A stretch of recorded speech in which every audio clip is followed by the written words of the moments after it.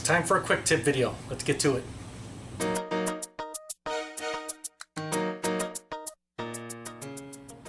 I'm replacing all the AC components on this 8th generation Civic, so the entire system's getting a complete overhaul, and I figure I'll bring you along, give you some tips when dealing with the Evap Core. And of course, anytime we're working on an AC system, we want to be safe. So all the refrigerant in this vehicle was recovered using this dedicated machine right here. So that way I could open up the system and be safe. Because if you open up the system, one, not only is it illegal to vent refrigerant into the atmosphere, but two, you could get hurt. That stuff, when it comes into contact with your skin or eyes or what, it can do a lot of damage. You do not want that to happen. So highly recommend, be safe. Use a dedicated machine like this. If you don't have a dedicated machine, take it to a shop that does. They'll usually charge you a little bit of money, but in the end I think it's well worth it. Looking inside the vehicle, you can see our blower motor assembly's already been removed, and the Evap Core and expansion valve are already out. So you can see that's where the lines go through into the firewall.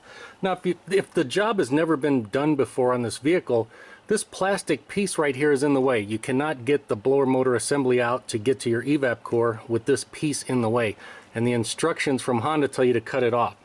And you need to do that. So you just take some side cutters, and you'll see little notches. Hopefully you can see my light, because this one has already been cut and removed. But you'll see, you know, little notches right there and little notches right there.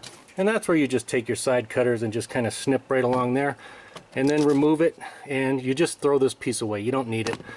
When everything's back installed, there's a metal brace right there that holds everything together. So this little plastic piece you don't have to worry about. And there's our new Evap Core with expansion valve. There's our old one. And that's the blower motor assembly and the glove compartment and some of the AC lines. Alright, if we look at our expansion valves, and I'll show you on the old one, that's what it looks like. And it just bolts to the Evap Core just like that with 2 bolts. You can see the Allen bolts right there. Now they're only 2.4 foot-pounds, so do not crank these things down. We just need to get them snug. And then O-rings go right there, and I always recommend using brand new O-rings. Anytime you disconnect any components on the AC system, we use brand new O-rings. And we just coat them with a little bit of the refrigerant oil. So in this case, these Hondas take PAG 46, and technically you should use PAG 46 from the manufacturer who made the compressor. In this case, on this vehicle, it's Denso, but I have not seen any issues just using another manufacturer's PAG 46 oil. But anyway, we coat them with a little bit of the appropriate refrigerant oil and then install them. That's what you should do, and then you just bolt it on. Now, these came with our brand new Evap Core, but I always remove the ones that come on the core and I put brand new ones on. I don't use the ones that they put on. I don't want to take a chance of creating a leak, because if you create a leak right here, you got to pull all this stuff back out, and it's no fun. And if we take a look at our new expansion valve, you see it has some insulating foam on there. That came from our old unit right here. You can see I just scraped it off gently using a razor blade and pulled it all off so it was one continuous piece. And I used some adhesive and spray it on there and then stick it onto our new one. That definitely helps our thermal expansion valve work properly. So I highly recommend take your old insulation, put it on the new one if your new one does not come with insulation. This thermal expansion valve is a Denso, and it did not. So I just take the old stuff and put it on the new one. Now, another thing you'll have to move from your old Evap Core to the new one is our temperature sensor. And we want to make sure that this is reinstalled properly, because this is critical to our system. It prevents it from freezing up.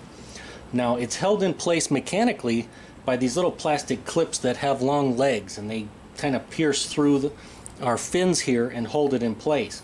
The problem is, on this aftermarket condenser, these lines are spaced a little bit closer together than on our old one. And so these legs would not fit in there. This sensor is supposed to be up 94 millimeters from the bottom. And you can see I have it marked right here.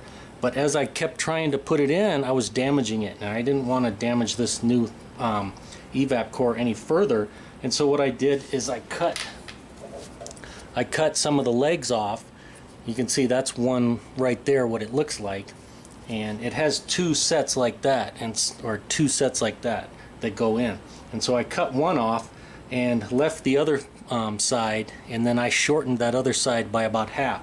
So it's piercing down in there, so it won't move left and right, but I was afraid that it might pop out because the airflow is going to come through this through this Evap Core like that.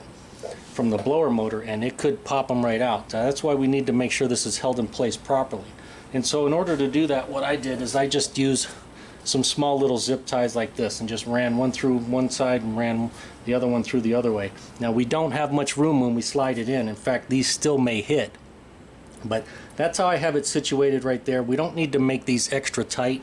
All we need to do is make sure that it doesn't come up this way, because the leg is sitting down in there like this.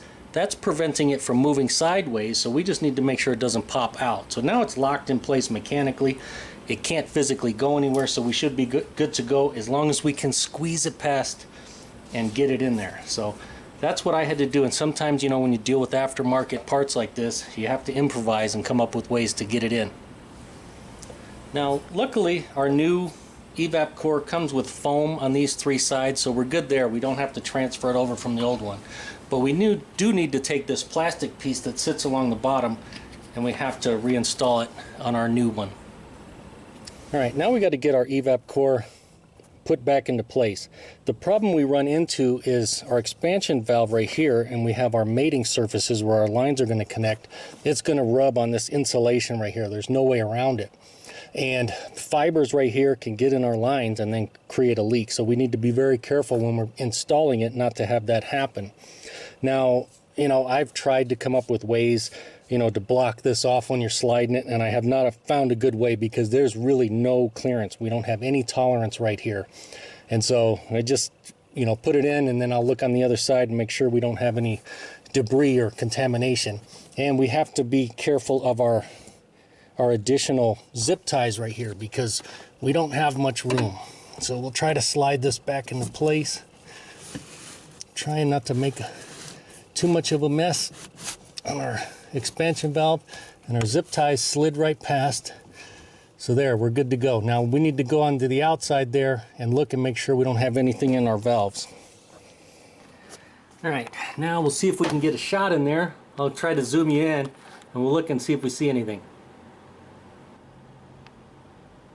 And it looks like we're good to go. I don't see any debris in there that will cause a leak. Alright, another tip I'll give you, make sure you get this temperature sensor wiring installed properly again. There's a little notch right here, and you can see this insulation. We need to just put this wiring up like that and kind of fit it in that notch. That way when we put the housing and everything back on, this wiring won't get pinched, and it'll create a seal. So if we can just get that in properly like that, now we're good to go. And when you're removing and reinstalling this expansion valve cover, don't miss the hidden screw that's way back there. So you'll need probably a longer screwdriver because it's way back in the back over there, and it can be difficult to find. I believe there's 9 screws holding this in. So if you're trying to pull it off and it's still tight, find the hidden screw. And anything you can do to avoid air leaks, the better. That foam fell off, so there was pretty much nothing there. So I just took some foam I had laying around and stuck it on there. So anything you can do like that to seal stuff up definitely helps your system. And those nuts that are way up at the top for the blower motor assembly, how do I do that? Lots of 1/4-inch extensions and a swivel, 10mm socket, and a piece of paper on the end to hold that nut in place so I don't drop it back there. And that's how I like to do it. This little piece of paper holds that in place so you don't drop it. Alright, now I just showed you installing this Evap Core with the expansion valve in place like that. So imagine you have the firewall right here, and then we have our refrigerant lines that come on the outside. Now in order to slide this out, there's a bolt. This bolt right here is installed like this. So it's installed like that, and then this line goes like that. So you have to pull a nut off and then remove the line. You have to pull it off. Usually you have to loosen stuff over here so you can get the line off, and then it's going to be sitting in the car like that with the firewall right here. You have to get this stud out so that you can slide the Evap Core out like I showed you, because otherwise it will not slide out. You'll just hit and you'll wonder why, and it's because this stud is in the way.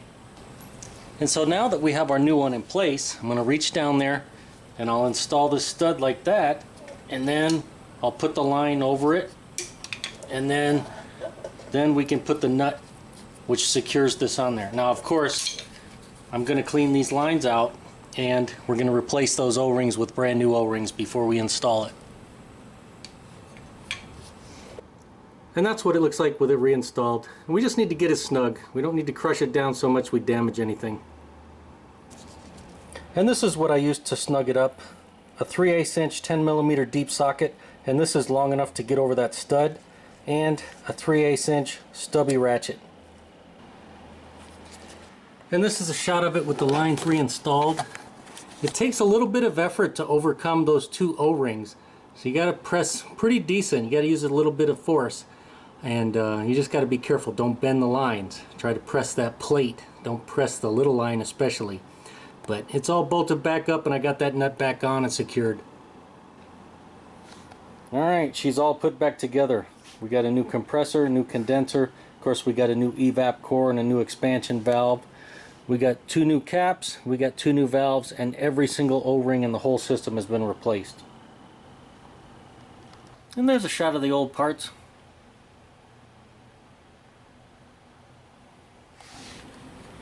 Alright, we'll get this thing charged back up and see how it works.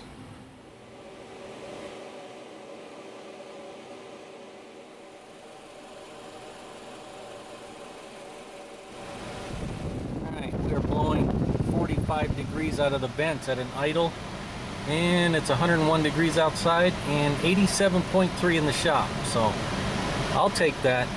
That's pretty good. We were at about 78 degrees before I fixed everything, so I'm going to say that's an improvement. Well, that's it for this tip video. As always, if it helped you out or you liked it, make sure to give it a thumbs up. Thanks for watching.